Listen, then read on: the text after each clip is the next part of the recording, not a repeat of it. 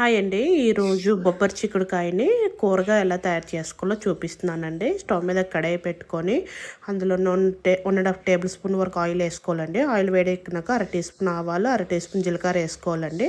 అలాగే పెద్ద size onion, 2 పచ్చిమిరపకాయ చీలికలు వేసుకొని ఆనియన్ కలర్ చేంజ్ అయినాక ఫ్రై చేసుకోవాలండి. ఇలా కలర్ చేంజ్ అయినాక 1/2 టీ స్పూన్ అల్లం వెల్లుల్లి పేస్టు, బాగా పండిన టమాటాను ఒకటి వేసుకొని బాగా గుజ్జుగా అయినంత వరకు మగ్గించుకోవాలండి. టమాటా అనేది ఈ విధంగా గుజ్జుగా అయింది కదండి, ఇలా అయితే సరిపోతుంది. ఇప్పుడు నేను ఇందులోని 300 గ్రాముల వరకు బొబ్బరి చిక్కుడుకాయలని వేసుకొని ఒకసారి బాగా కలుపుకొని మూత పెట్టుకొని మీడియం ఫ్లేమ్లోనే ఒక 10 నిమిషాలు మగ్గించుకోవాలండి.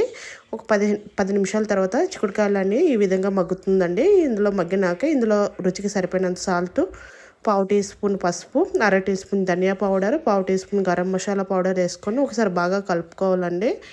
ఇలా కలుపుకొని మళ్ళీ మూత పెట్టుకొని మీడియం ఫ్లేమ్లో ఒక 5 నిమిషాలు మగ్గించుకోవాలండి. చిక్కుడుకాయలు పూర్తిగా ఎగిపోతాయి. ఇప్పుడు ఇందులోని రుచికి సరిపోయినంత 1 టీ స్పూన్ వరకు కారం వేసుకొని ఒకసారి బాగా కలుపుకొని కూర ఉడకడానికి ఒక గ్లాస్ వరకు వాటర్ వేసుకోవాలండి. వాటర్ వేసుకొని ఒకసారి బాగా కలుపుకొని మూత పెట్టుకొని గ్రేవీ అంతా దగ్గర పడినంత వరకు ఈ కూర అనేది ఉడికించుకోవాలండి. ఇదిగోండి, కూర అనేది ఈ విధంగా ఉడికిపోయి రెడీ అయిపోయింది. లాస్ట్గా మీ దగ్గర కసూరి మెతి కానీ కొత్తిమీర ఉంటే వేసుకొని ఒకసారి బాగా కలుపుకొని స్టవ్ ఆఫ్ చేసుకోవాలండి. ఈ విధంగా వండుకున్న కూర రైస్లోకి, చపాతీలోకి బాగుంటుందండి. మీకు నచ్చితే ట్రై చేయండి. నచ్చితే లైక్ చేసి ఛానల్ ఫాలో చేయండి. Thank you for watching.